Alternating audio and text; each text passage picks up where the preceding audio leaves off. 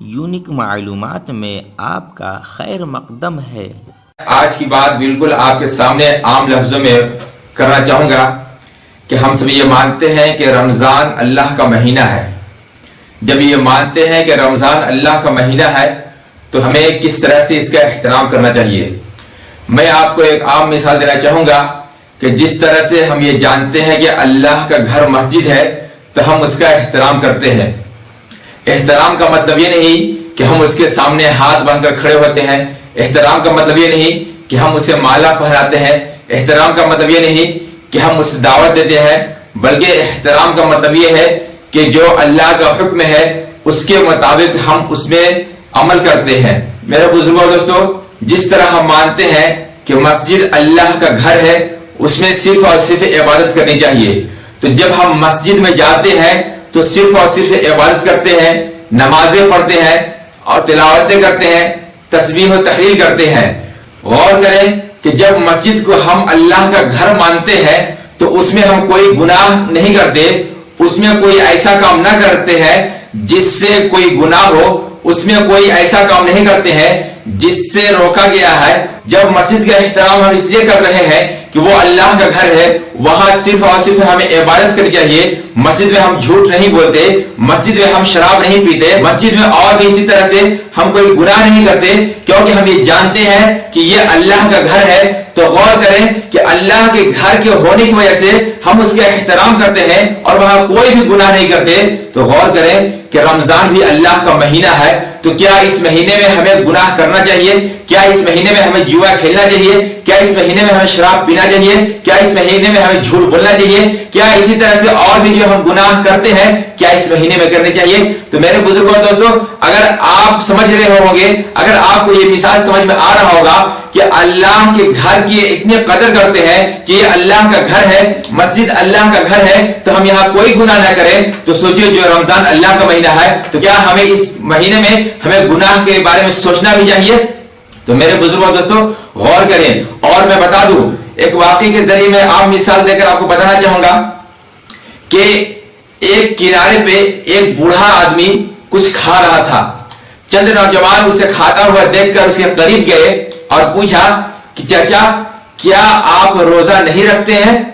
تو بوڑھا معصومیت کے ساتھ کہتا ہے کہ نہیں، میں روزہ رکھتا ہوں پر صرف کھاتا اور پیتا ہوں۔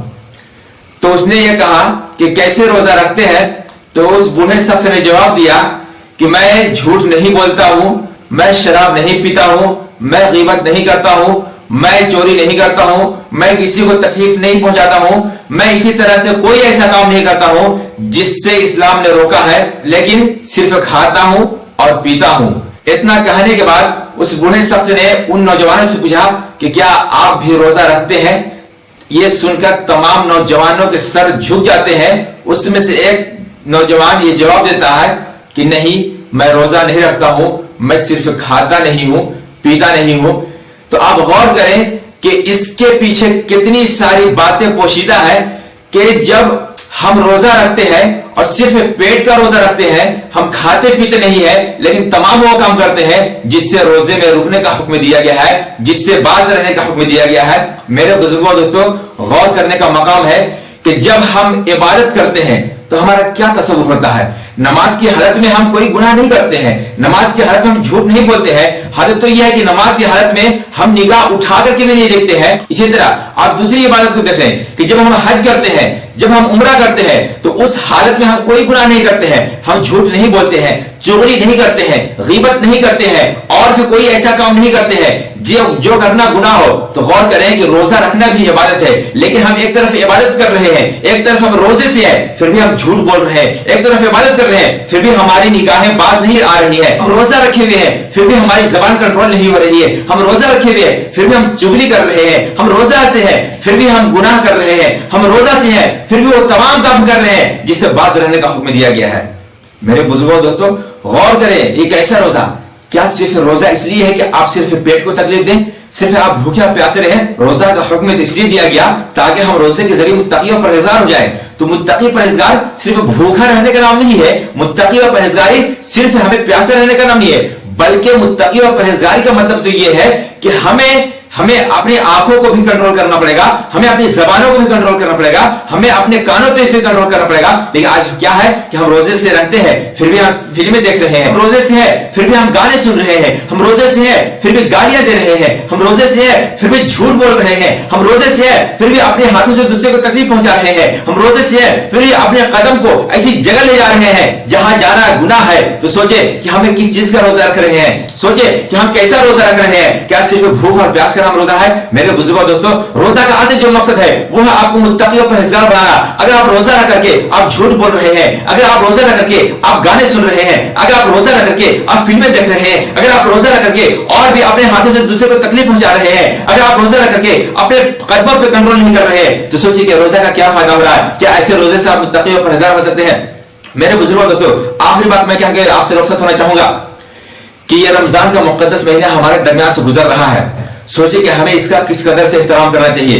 میرے بزرگوں دوستوں, دنیاوی معاملے میں تو ہم کسی چیز کے فائدے کے لیے ہم دن رات محنت کرتے ہیں. اگر ہمیں پتہ چل جائے کہ یہ فائدہ صرف آج ہی تک ہوگا تو ہم اس کے دن نہ دیکھتے ہیں نہ رات دیکھتے ہیں. اسی طرح اگر ہمیں آمدنی اور انکم کا کچھ پتہ چلتا ہے, اسی طرح ہمیں اگر یہ معلوم ہوتا ہے کہ آج اگر ہم کریں گے تو آج ہمیں ملے گا, کل یہ موقع نہیں ملے گا, تو ہم اس موقع کو چھوڑتے نہیں ہیں.